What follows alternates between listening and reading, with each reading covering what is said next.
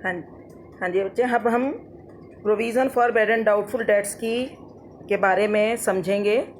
Provision for bad and doubtful dates जो है बहुत ही इम्पॉर्टेंट कंसेप्ट है आपके पार्टनरशिप अकाउंटिंग में, और इससे रिलेटेड एडजस्टमेंट आपकी हर साल CBSE एग्ज़ाम में ज़रूर आती है, और बहुत ही कई बार ये क्वेश्चन का जो है पूरा आंसर चेंज कर देती है। तो आपको इसको बहुत ध्यान से समझना है, ठीक है। और ये मैंने जैसा कि आपको बताया था कि ये एक रेड जोन का प्रोविज़न है। रेड जोन का प्रोविज़न, जैसा मैंने बताया था कि रेड जोन के प्रोविज़न से मतलब है कि इसको आप क्रिएट करते हैं to meet a specific expense, but it will never be distributed among the partners, ठीक है। It is created out of profits during previous years to meet the loss due to the bad debts in the next year. इसके बारे में आपने 11th में भी पढ़ा है कि प्रोविज़न हम उन्हीं खर्चों के लिए बनाते हैं जिनका अमाउंट सर्टेन ना हो, बट जिनका होना एक्सपेक्टेड है। मीन्स ऐसे खर्चे जिनकी हमें उम्मीद है, या ऐसे लॉसेस जिनकी हमें उम्मीद है कि आगे आने वाले समय में हो सकते हैं, लेकिन हमें उनके अमाउंट अगर सर्टेन ना हो तो हम पहले से प्रोविज़न बनाकर चलते हैं, पहले से अपने पास कुछ पैसा बचा कर चलते हैं, ताकि जब भी वो खर्चा हो एक्चुअली में हो तो हमें ज़्यादा उसके लिए उसके कारण प्रॉब्लम अराइज ना हो।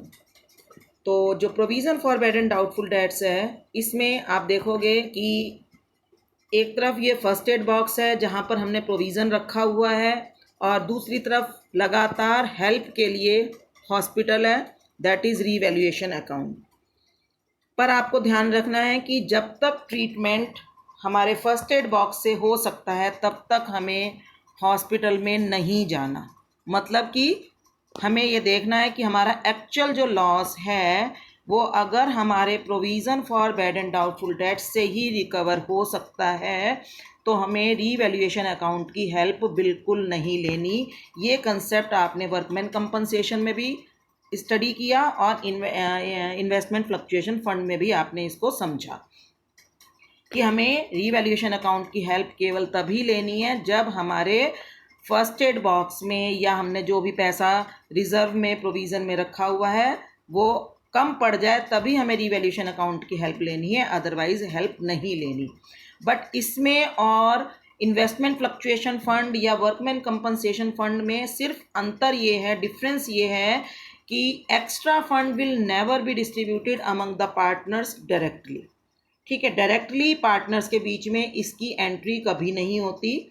अगर इसमें फंड हमारा एक्स्ट्रा हो जाता है तो हम, क्योंकि ये एक स्पेसिफिक टाइप की मेडिसिन्स हैं, तो हम उन मेडिसिन्स को, अगर हमारे पास वो मेडिसिन्स एक्स्ट्रा हो जाती हैं तो हम उसे रीवैल्यूएशन अकाउंट में ही ट्रांसफ़र कर देते हैं क्रेडिट में, बट डायरेक्टली पार्टनर्स को कभी भी नहीं देते।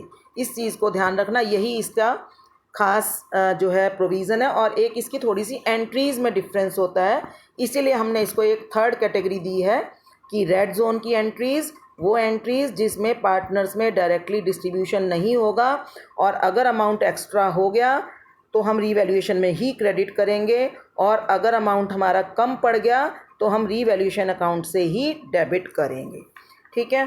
तो इट इज़ नेवर डिस्ट्रीब्यूटेड, जैसे आपने देख लिया, among the partners, but extra fund can be credited to the revaluation account.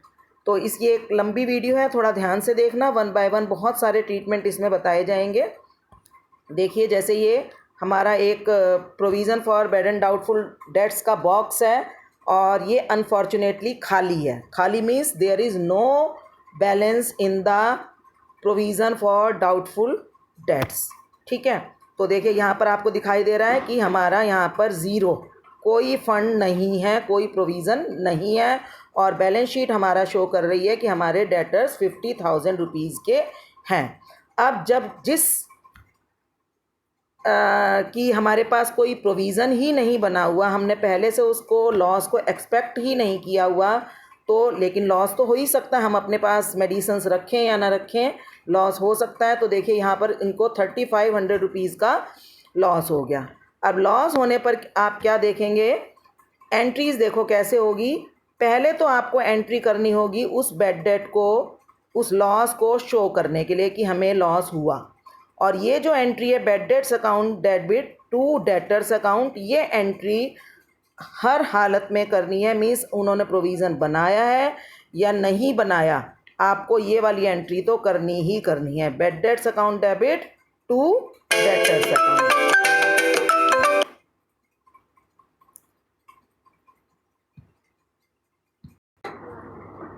तो हमें bad debts account debit to debtors account की एंट्री करनी ही पड़ेगी। और इसके बाद हमें ये देखना है कि इन बैड डेट्स को जो लॉस हुआ है उसको रिकवर कहाँ से करें। अब क्योंकि प्रोविज़न में कोई पैसा है ही नहीं, तो हमने सारा का सारा पैसा रीवैल्यूएशन अकाउंट से ही डेबिट किया। तो ये आप देख रहे हैं revaluation account debit to debtors account की मैंने टू बैड डेट्स की एंट्री कर ली है। और आपको यहाँ पर कुछ बच्चों को लगेगा कि ये 2 एंट्री क्यों की गई है मैडम, हम तो सीधी एक ही एंट्री कर देते, पर नहीं, वो नहीं हो सकता। एंट्री आपको 2 ही करनी पड़ेंगी, क्योंकि आप जब रीवैल्यूएशन के पर्टिकुलर्स में लिखेंगे तो आपको लिखना पड़ेगा क्रेडिट साइड कि ये बैड डेट्स के कारण हमने डेबिट किया है। डेबिट साइड आपको लिखना पड़ेगा कि बैड डेट्स के कारण हमारा रीवैल्यूएशन का लॉस हुआ है। तो ये एंट्रीज़ हमेशा 2 बार होकर जाएंगी। और जो न्यू बैलेंस शीट है वहाँ पर आप देखिए डेटर्स हमारे माइनस हो गए 50,000 से 3,500 हो गए, में से माइनस 3,500 करके हमारे जो डेटर्स बचे हैं वो बचे हमारे पास 46,500 रुपीज़ के। मतलब हमने उस लॉस को पहले शो कर दिया। और इसके बाद आप नेक्स्ट आप इसमें देखेंगे सेम उसी तरह से हमने डेटर्स 50,000 रुपीज़ के हैं और हमने पहले से ही उसके बारे में एक्सपेक्ट किया हुआ है कि 2,000 रुपीज़ हमारे हो सकते हैं। तो हमने प्रोविज़न 2,000 रुपीज़ का किया और एडिशनल इन्फॉर्मेशन में दिया हुआ है bad dates 3,500 rupees. Bad debts अगर 3,500 रुपीज़ के हैं तो अब हमारा सबसे पहला काम तो वही मैंने आपको कहा, ये एंट्री तो आपको करनी है जो भी अमाउंट आपको क्वेश्चन में गिवन हो। क्वेश्चन में देखना यहाँ 3,500 के बैड डेट्स हैं तो आप एंट्री 3,500 रुपीज़ से इसको तो करोगे। अब सेकंड हमारे सामने क्वेश्चन ये उठेगा कि ये जो बैड डेट्स 3,500 रुपीज़ के हुए हैं तो इसको देखो आप साथ साथ बैलेंस शीट में भी शो कर देंगे कि हमारे बैड डेट्स हो गए और माइनस करके आप शो कर देंगे। इसके बाद आप देखेंगे कि हमें रीवैल्यूएशन अकाउंट में से पैसा चाहिए या नहीं चाहिए। तो अब इसमें जैसे आ गया, आप देख रहे हैं revaluation account needed for ₹1,500। Reason कि हमारे बॉक्स में 2,000 रुपीज़ ही हैं। तो देखो अब एंट्री क्या हुई, provision for doubtful dates account debit 2,000 rupees जो कि बॉक्स में से ट्रांसफ़र हो गए। रीवैल्यूएशन अकाउंट डेबिट, जैसे मैंने कहा कि अगर हमारे पास पैसा कम पड़ गया है तो हमें नेचुरल बात है हमें हॉस्पिटल यानी कि सेकेंडरी सोर्स रीवैल्यूएशन अकाउंट की हेल्प लेनी पड़ी और हमने पूरे बैड डेट्स ट्रांसफ़र कर दिए। कोई प्रॉब्लम नहीं आई। ये ट्रीटमेंट बिल्कुल आपने जैसे वर्कमैन कंपनसेशन फंड में किया था उसी तरह से है। और मैंने रीवैल्यूएशन अकाउंट को डेबिट कर दिया टू बैड डेट्स लिखकर 1,500 रुपीज़। ठीक है, ये भी बहुत सिंपल सा था। तो ये आप समझ गए हैं कि provision for bad and doubtful debts बना हुआ था लेकिन कम अमाउंट से था, तो मैंने एक्स्ट्रा अमाउंट जो है रीवैल्यूएशन अकाउंट में से डेबिट करके अपना उस बैड डेट को पूरा किया। और इस तरह से आप देख सकते हैं कि हम इसको प्रेजेंट कर सकते हैं। नेक्स्ट एक और केस है जिसमें आपके पास provision for bad and doubtful debts बना हुआ है और प्रोविज़न 3,500 रुपीज़ है और बॉक्स में भी हमारे पास 3,500 रुपीज़ हैं। एडिशनल इन्फॉर्मेशन के अकॉर्डिंगली बैड डेट्स 3,500 के हुए। तो अभी आपको कोई प्रॉब्लम ही नहीं होनी कि आपके पास प्रोविज़न बना हुआ है। आपने अगेन वही एंट्री की जो फिक्स एंट्री हमने करनी ही है हर हालत में। और उसके बाद हमने देखा बैड डेट्स के पैसे कहाँ से सेट ऑफ किए जाएं। तो हमारे पास प्रोविज़न में सफिशेंट मनी थी तो हमने सफिशेंट मनी को विड्रॉ कर लिया, बॉक्स हमारा एम्प्टी हो गया और no need of revaluation account. ठीक है, और इधर से आप बैलेंस शीट में देखेंगे 50,000 रुपीज़ में से पूरा 3,500 रुपीज़ का लॉस हमने रिकवर किया, ये आप देख सकते हो यहाँ पर। और 46,500 रुपीज़ आ गया और साथ में देखो रीवैल्यूएशन अकाउंट में कोई एंट्री रिक्वायर्ड नहीं हुई। क्यों नहीं हुई? क्योंकि हमारे पास प्रोविज़न बना हुआ था। ठीक है, तो यहाँ तक आपको समझ में आ गया होगा कि अगर प्रोविज़न नहीं बना हुआ या प्रोविज़न का अमाउंट कम पड़ गया है तभी हमें रीवैल्यूएशन अकाउंट को यूज़ करना है, अदरवाइज़ हमें रीवैल्यूएशन अकाउंट यूज़ नहीं करना। अगर प्रोविज़न कम पड़ गया है तो हमें सिर्फ जितना कम पड़ा है उतने ही अमाउंट से रीवैल्यूएशन को डेबिट करना है। चलिए आगे देखते हैं अगला केस क्या बनाया हुआ है हमने। नेक्स्ट केस है कि प्रोविज़न फॉर डाउटफुल डेट्स बना हुआ है लेकिन उसका अमाउंट जो है बैड डेट से ज़्यादा है।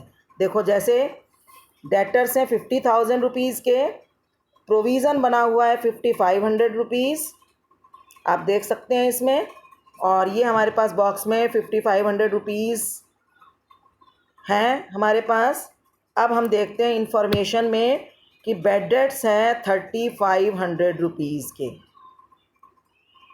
अब आप अपनी पुरानी नॉलेज के अनुसार सबसे पहला काम क्या करेंगे, वही हम बैड डेट्स की एंट्री कर देंगे जैसे हम करते रहे हैं। और बैड डेट्स की एंट्री होते ही आप देख रहे हो कि इधर बैलेंस शीट में हमारा डेटर्स 50,000 में से, बेटा यहाँ पर बहुत ध्यान से इसको समझना है, डेटर्स में से मैंने फ़ौरन तुरंत जो है बैड डेट्स माइनस कर दिए 3,500 रुपीज़ और इधर से हमारे बैड डेट्स की एंट्री हो गई। नेक्स्ट एंट्री हमने अब बैड डेट्स को रिकवर करने की है, तो अब हमारे पास सफिशिएंट प्रोविज़न है तो हमें रीवैल्यूएशन अकाउंट में नहीं जाना। और क्वेश्चन में ये भी नहीं कहा गया कि प्रोविज़न आगे चाहिए या नहीं चाहिए, कोई एक्स्ट्रा प्रोविज़न हमारे पास है। तो क्वेश्चन अगर ये कहता कि हमें एक्स्ट्रा प्रोविज़न चाहिए ही नहीं तब तो हम उसको रीवैल्यूएशन में क्रेडिट करते, लेकिन क्वेश्चन साइलेंट है अबाउट द फर्दर प्रोविज़न। तो देखो मैंने प्रोविज़न में से 3,500 रुपीज़ विड्रॉ कर लिए to set off the bad debt and you can see in the box there is rupees 2,000 only। ठीक है, ध्यान करो कैसे कि 5,500 रुपीज़ का हमने प्रोविज़न बनाया था, उसमें से 3,500 रुपीज़ यहाँ पर मैंने विड्रॉ कर लिए और विड्रॉ करते ही जैसे यहाँ विड्रॉ करके 3,500 रुपीज़ विड्रॉ हुए मेरे बॉक्स में बचे 2,000 रुपीज़।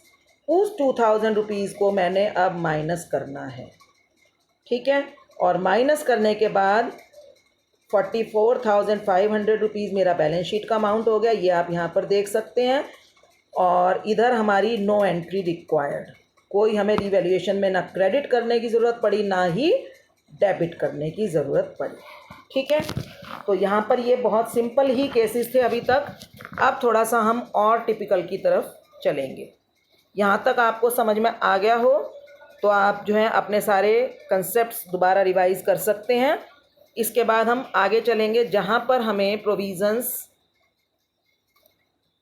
देखिए ये provision for bad and doubtful debts बना हुआ है। No existing provision for doubtful debts but required to maintain for future. देखिए कि डेटर्स 50,000 के हैं और उन्होंने पहले तो कोई प्रोविज़न नहीं बनाया, उनको उम्मीद नहीं थी कि कोई बैड डेट होगा, तो they have not made any provision till the date. But additional information says bad debts amount rupees 2,000। ये हमने क्लियर है, यहाँ पर हमारा बैड डेट हुआ है 2,000 रुपीज़ का। ठीक है, और लेकिन साथ में वो कह रहे हैं maintain a provision for doubtful debts at 5% of debtors. मतलब क्या है कि आप ये कहते हैं कि इस वक्त तो लॉस हो गया हमें 2,000 रुपीज़, लेकिन आप आगे के लिए प्रोविज़न बना लो 5% ऑफ डेटर्स। अब ये कैसे होगा, ये थोड़ा सा हमारा टिपिकल हो गया। अब देखिए इसको हम 1 बाय 1 स्टेप वाइज कैसे करेंगे। सबसे पहले हमने बैड डेट्स अकाउंट डेबिट किया 2,000 रुपीज़। ये तो मैंने जैसे आपको बताया हर एंट्री में करना ही है। जो क्वेश्चन में बैड डेट्स हो उसकी एंट्री आपने, ये वाली एंट्री तो एक स्टेबल कांस्टेंट एंट्री है जो आपने करनी ही करनी है। ठीक है, कोई भी केस हो आपने करनी ही है। नेक्स्ट एंट्री में हमें सोचना है कि अब हम ये कहाँ से पैसा कंपनसेट करें। तो पहला काम तो देखो हम करेंगे, इस बैड डेट को सेट ऑफ करने के लिए देखें हम कहाँ जाएं। अब प्रोविज़न बिल्कुल खाली था तो रीवैल्यूएशन को डेबिट किया, देखो बेड डेट्स की जैसे मैंने एंट्री की तो मेरे डेटर्स कम हो गए 2000 रुपये और अब मेरे पास डेटर बचे 48,000 रुपीज़। 50,000 में से जब 2000 रुपये माइनस हो गए तो हमारे डेटर्स बचे हैं 48,000 रुपीज़। इस बात को ध्यान में रखना। इसके बाद आप देखो मैंने सबसे पहले तो इस बेड डेट को राइट ऑफ किया और साथ में मैंने नया प्रोविज़न बनाया। नया प्रोविज़न जैसा कि हमने बताया था आपको कि जब भी प्रोविज़न इंक्रीज़ होता है तो हम उसे क्रेडिट करते हैं। तो बेटा यहाँ पर हम प्रोविज़न यूज़ नहीं कर रहे हैं, पुराना प्रोविज़न तो कोई था ही नहीं, ये एक नया प्रोविज़न क्रिएट किया गया है और नए प्रोविज़न को क्रिएट कर रहा है हमने 5% ऑफ डेटर्स। तो किस चीज़ का 5%? 5% ऑफ 48,000 रुपीज़। अगर हम देखें हमारे पुराना 50,000 में से जब 2,000 रुपये का बेड डेट माइनस हो गया तो हमारे पास 48,000 रुपीज़ के डेटर्स बचे और उसका 5% दैट इज़ 2,400 रुपीज़। वो मुझे और प्रोविज़न क्रिएट करना है और दवाइयाँ ख़रीदनी है या कहें कि हमें आगे का हमें अपने लिए बनाकर चलना है, तो वो सब कहाँ से बनेगा? वो सब बनेगा हमारे रीवैल्यूएशन अकाउंट में से ही डेबिट होगा। तो देखिए यहाँ एंट्री हो गई 45,600 रुपीज़ और मैंने रीवैल्यूएशन अकाउंट को डेबिट कर लिया टोटल 2,000 रुपीज़ से एंड 2,400 रुपीज़ से। ये चीज़ आपको बहुत क्लियर होनी चाहिए because these types of entries always create problems for the student कि how to maintain the new provision. ठीक है, तो ये आपको समझ में आ गया होगा।